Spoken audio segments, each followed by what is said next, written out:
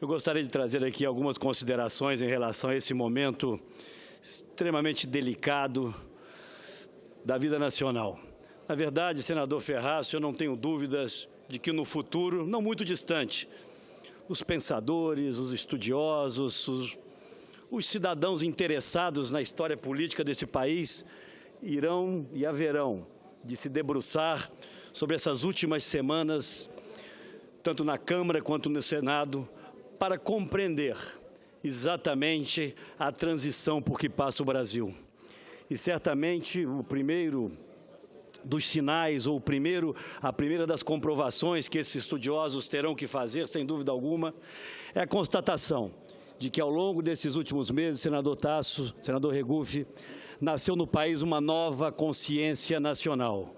Goste ou não dela, a verdade é que as ruas desse país foram ocupadas por cidadãos e cidadãs brasileiros que pegaram nas mãos a responsabilidade de construir o seu próprio destino. Se hoje a Câmara dos Deputados e amanhã o Senado Federal se debruçarão sobre a discussão do eventual impedimento da Presidente da República, eu tenho absoluta convicção que isso nasce não só das ilegalidades por esse governo cometidas, mas por essa profunda e extraordinária mobilização que obrigará os governantes de hoje já, mas sobretudo os do futuro, a buscarem sempre uma conexão maior, uma conexão definitiva com seus representados. Mas a grande questão que nos salta aos olhos, senadora Ataíde, por que chegamos até aqui?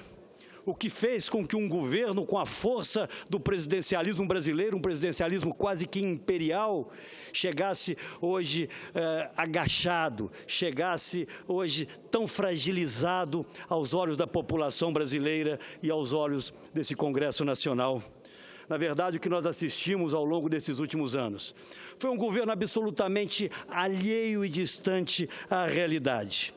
Não percebeu em momento nenhum, por maiores e mais claros que fossem os alertas, não apenas das oposições, mas daqueles que acompanhavam a deterioração do quadro nacional, do quadro econômico, do quadro social, nenhum dos alertas serviu para que esse governo corrigisse rumos.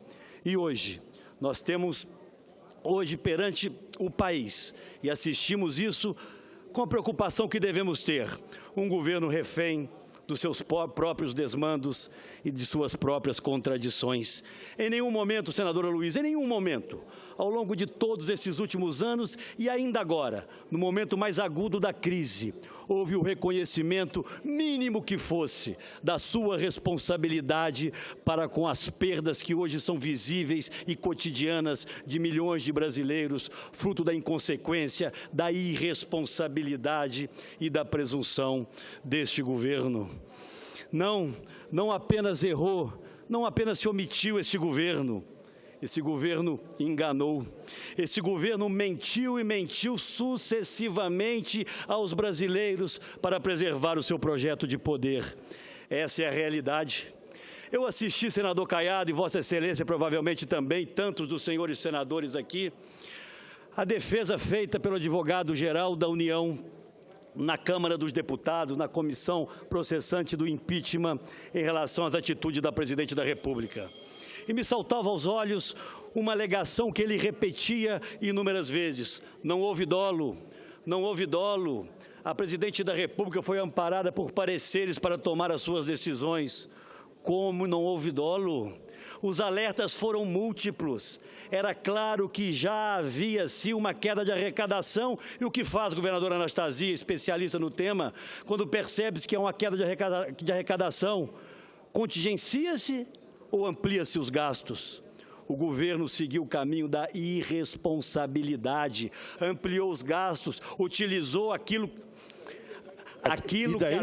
da ilegalidade, fez aquilo que a lei de responsabilidade fiscal no seu âmago, no seu cerne proibia.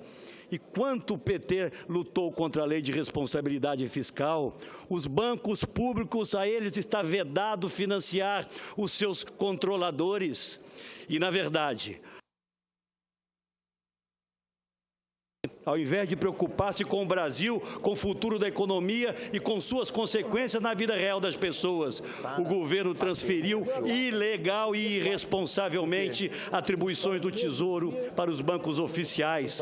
Fala-se muito que era para pagar o Bolsa Família, balela, dos mais de 50 bilhões transferidos para os bancos oficiais, e aí incluo Caixa Econômica Federal, BNDES e Banco do Brasil, 1,5 bilhão apenas para pagamento do Bolsa Família. Portanto, houve imprevidência, houve dolo. E hoje, a Presidente da República e o seu governo estão obrigados a prestar contas à sociedade. Mas eu vim hoje a essa tribuna para dizer, senhor presidente, senhoras e senhores senadores, que a verdade não marca hora para se fazer presente. Eu venho a essa tribuna para dizer que os números não mentem. Os números, senador Álvaro, não são golpistas.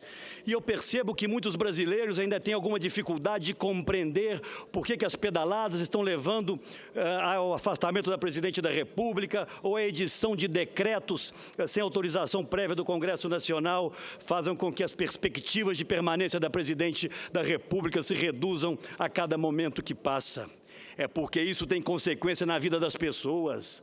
Ao tirar a credibilidade da economia, ao mascarar os números como fez, sobretudo no período eleitoral, em primeiro lugar, fraudou-se a vontade do cidadão. Os brasileiros votaram em um projeto que não existia, em um Brasil que não era real, e hoje estão sendo obrigados a prestar contas dos seus equívocos e das ilegalidades cometidas. Mas eu vim principalmente a essa tribuna para deixar registrado nessa semana de tantas tensões o Brasil real, esse que não pode mais ser mascarado pela propaganda oficial mais talentosa que se possa criar. E o Brasil real, senhoras e senhores senadores, senador José Agripino, nos trouxe a mais profunda recessão de toda a nossa história, de toda a história republicana brasileira. Nem na década de 30 e 31, quando o Brasil teve um crescimento negativo do PIB por 2 anos consecutivos, se iguala ao momento atual. Lá o mundo também decrescia. Hoje não. Nós poderemos estar tendo uma perda somada nesses 3 anos, 15, 16 e 2017, próxima de 10% do nosso PIB, enquanto o mundo cresce em torno de 3%. Algo que pode, senador Agripino, resumir de forma mais clara para que aqueles que nos assistem compreendam as consequências nefastas e perversas desse modelo irresponsável de governança. Se nenhuma tragédia mais ocorrer no Brasil, se nada de mais grave nos espreitar na próxima esquina, os brasileiros terão, no ano de 2020, a renda per capita que tiveram no ano de 2010. É a esse retrocesso que o governo do PT nos leva. 303 mil empresas brasileiras foram fechadas no ano de 2015. O nosso nível de produção voltou também ao patamar de 2010. Nós tivemos uma queda dos investimentos de 24% desde o ano de 2014. Foram, senadora Taide, 108 bilhões de dólares de capitais estrangeiros que nós perdemos desde o ano passado. E a inflação acumulada dos últimos 12 meses, na campanha eleitoral, ela já se aproxima dos 10%. Hoje, temos um país, senhoras e senhores senadores, rebaixado por todas as agências de classificação de risco, com as consequências perversas, mais uma vez, desse rebaixamento na busca de financiamento das nossas empresas e, obviamente, na nossa atividade econômica. Isso tudo é consequência dos equívocos e ilegalidades deste governo. Um aumento de 14% do PIB, da nossa dívida pública desde o ano de 2013.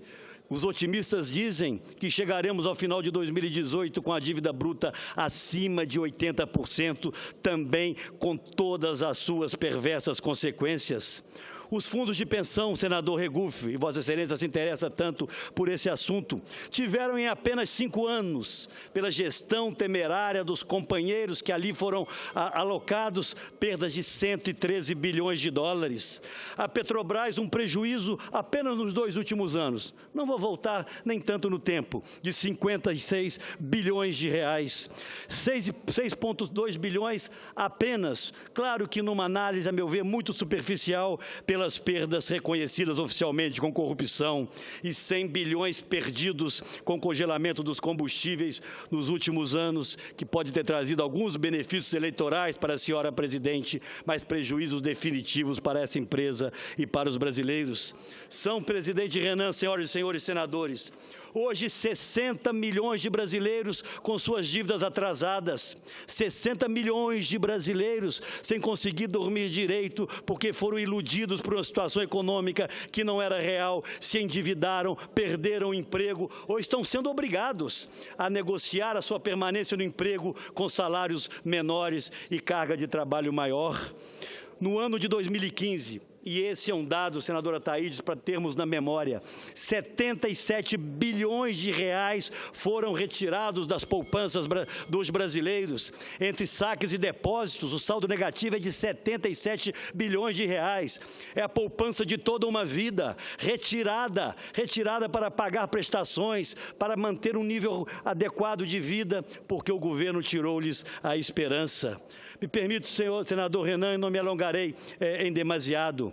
A indústria, e ontem recebi o presidente da CNI, Robson Andrade, que dividia a sua perplexidade e a sua angústia com uma queda desde 2013 de 25% na nossa produção industrial. Senador Tasso, nós voltamos a ter uma participação da indústria no PIB brasileiro que nós tínhamos na era pré-juscelinista. Vossa Excelência, que já acompanhava a política brasileira tão de perto naquela época, no período pré-industrialização do Brasil, a nossa indústria foi destroçada e ali é que deveriam estar os empregos de melhor qualidade. Mas o governo dizia sempre não, o comércio vai bem, os serviços vai bem, o varejo vai bem. O varejo teve uma queda de 10% nas vendas desde o final do ano passado. Mas o que é mais grave, senhor presidente, e o meu esforço hoje é traduzir as ilicitudes, as ilegalidades, senador Moca, os crimes de responsabilidade cometidos pela presidente da República para a vida real de cada brasileiro e de cada brasileiro. Hoje, o Brasil é o país que mais desemprega em todo o mundo. Temos 10 milhões de desempregados hoje entre nós. Apenas no último ano, foram mais de 2,5 milhões de pessoas, de brasileiros, de pais e mães de família que perderam seus empregos. Nos mais jovens, até 24 anos, senadora Thaíde, 21% de desempregados, 1 em cada 5 brasileiros estão desempregados e o estoque de empregos formais no Brasil reduziu ao que nós tínhamos há 4 anos atrás. E aquele discurso, aquele ativo, que não era apenas dele, mas eu reconheci que teve parcela de responsabilidade o governo do PT no primeiro mandato do presidente Lula, que foi a inclusão, que foi a ascensão social, senador Agripino, em grande parte construída a partir da estabilidade da moeda, da credibilidade do Brasil readquirida e, claro, da ampliação dos programas sociais.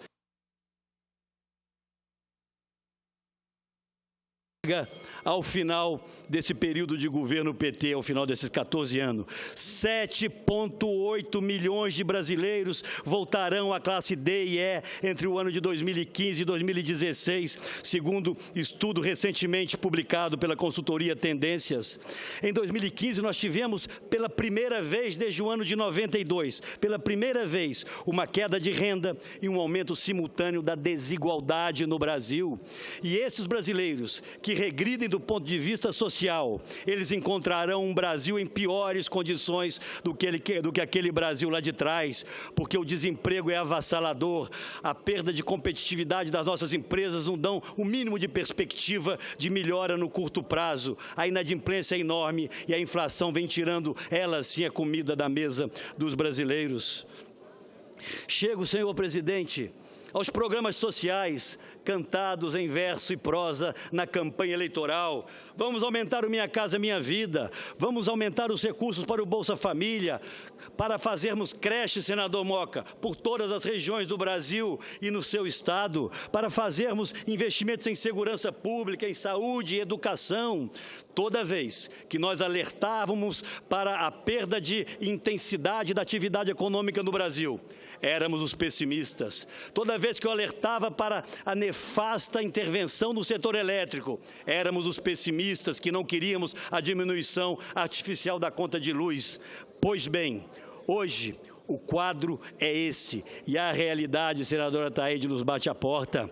O Minha Casa Minha Vida teve uma queda de 70% da sua previsão orçamentária este ano, de 27 para 7 bilhões de reais.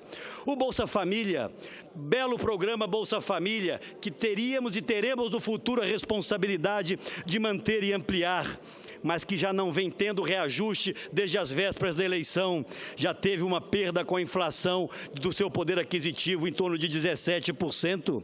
E as creches, senadora Simone, as creches anunciadas por este governo por tantas campanhas eleitorais, o orçamento para a construção de creches foi reduzido em não mais e não menos do que 90%. Cerca de 4 bilhões se transformaram em menos de 500 milhões e sabe-se lá se isso será em algum momento implementado. Na segurança pública, queda de 60% na dotação num país que vê a criminalidade avançar de forma dramática em todas as regiões do país. Na educação, senador Ferraço, a queda dos investimentos chega a quase 40%. Isso na pátria educadora, de 8,7 bilhões para 5,4 bilhões de reais. Essa, senhoras e senhores senadores, é a radiografia, é o raio-x, é o retrato do Brasil real e é a consequência perversa de um governo irresponsável do ponto de vista fiscal, incompetente do ponto de vista da gestão pública e com uma sensação perene e permanente de impunidade, cometeu toda a série de ilicitudes.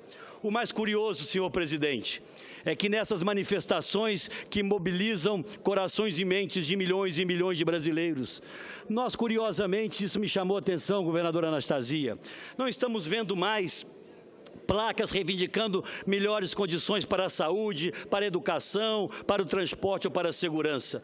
Não que isso tenha melhorado 1 milímetro sequer, ao contrário, vem se agravando. Mas hoje há uma convergência, e volto ao que me traz essa tribuna, uma convergência de sentimentos no Brasil, que o problema maior, mais urgente, que precisa ser extirpado, resolvido, é a substituição pela via constitucional do atual governo, que perdeu absolutamente todas as condições de nos retirar da crise na qual ele próprio nos mergulhou. Achar, como ouvi aqui de alguns líderes da base governista, alguns poucos que ainda sobem a essa tribuna, de que isso é responsabilidade da oposição. O impeachment irá ocorrer porque os golpistas aqui não aceitam o resultado da eleição? Não, senhoras e senhores senadores, nada mais distante da realidade. Disputamos as eleições e perdemos, mas continuamos aqui a exercer o nosso papel de oposição, vigilantes, acusando os desmandos do governo, buscando que os tribunais apurassem as ilicitudes cometidas, fazendo o que deve fazer uma oposição num parlamento democrático. Mas a presidente da República estará sendo, segundo o pensamento médio dessa casa, do Congresso Nacional e da nossa casa irmã, estará sendo, sim, no próximo domingo, tendo o processo de admissibilidade do impeachment aprovado por uma ampla maioria, onde a maior parte dos votos não virá das oposições, virá dos seus companheiros de jornada, que compreenderam que não é mais possível estar ao lado desse governo. Não faço aqui juízo de valor dos motivos que levam a esse rompimento e ao abandono desses partidos. Mas eu tenho que dizer que desde 2014 nós alertávamos para tudo isso que se previa acontecer no Brasil. E agora é muito mas muito importante, que todos os brasileiros estivessem até ontem próximos ao governo, fossem da oposição e até os racionais que estão na base ainda hoje do governo. É preciso que nós pensemos no dia de amanhã. E essa é a palavra final que trago a este plenário. Nós teremos qualquer que seja o resultado, mas sabemos todos qual é o mais provável. Temos que reconstruir esse Brasil, temos que dar o nosso esforço para que uma agenda estruturante, aguda e urgente seja votada no Congresso Nacional. O PSDB, senhor presidente Vicentinho, não é o beneficiário do processo de impeachment. Não somos nós, com um programa amplamente debatido com a sociedade brasileira, que assumiremos o governo, mas nós não fugiremos à nossa responsabilidade de dialogar em torno de uma agenda estruturante, que enfrente a questão da reforma política, que destrave o Brasil para os investimentos, que profissionalize o Estado, que nos leve uma política externa, senador Aloysio, altiva e pragmática em favor dos interesses do Brasil e não essa submissão bolivariana que tantos prejuízos nos trouxe ao longo de mais de uma década. E o que devemos pensar, nós brasileiros, acima dos partidos políticos, é que há hoje um conjunto de cidadãos e cidadãs que não querem mais o confronto, não querem ver apenas o conflito de ideias ou de ideologias. Eles querem que nós demonstremos, enquanto representantes do povo brasileiro, a capacidade de reconstruir este país. O PSDB, portanto, se colocará à disposição, não na busca de cargos em qualquer governo, ao contrário, à disposição para discutirmos uma ampla agenda de reformas. E essa agenda, se aprovada, eu tenho certeza, reconciliará o próximo governo com a sociedade brasileira e nos permitirá um reencontro com o nosso futuro. Acima das disputas partidárias, mesmo apesar de ácidos debates e acima dos confrontos que são naturais da política, devemos nós, representantes do povo, estar à altura das nossas responsabilidades e logo após o desfecho de todo esse processo, conversarmos sobre o futuro do Brasil. Repito, governadora Anastasia, o velho Milton Campos, como já fiz mais de uma vez aqui dessa tribuna, e transfiro isso para o Senado Federal. Ele falava de Minas. Nos momentos mais agudos de crise, dizia Milton Campos, que em Minas sempre haverá um palmo de chão limpo, onde os homens de bem poderão se encontrar. É essa convocação que temos que fazer, independente de filiação partidária. Vamos encontrar espaço para discutir o Brasil real, para tirar o Brasil do desemprego, da carestia, da inflação sem controle e da desesperança. O PSDB jamais faltou ao Brasil e não faltará nesse instante. Por não percebermos quaisquer condições da atual presidente da República nos tirar deste lamaçal e dessa crise profunda na qual nos mergulhou. Nós votaremos pelo impeachment, votaremos unanimemente pelo impeachment e estaremos aqui de pé, de cabeça erguida, prontos para debatermos e apresentarmos uma agenda profunda de reformas que resgate a confiança, a credibilidade e a capacidade, senador Petecão, de os brasileiros e brasileiras sonharem com um novo futuro. Muito obrigado.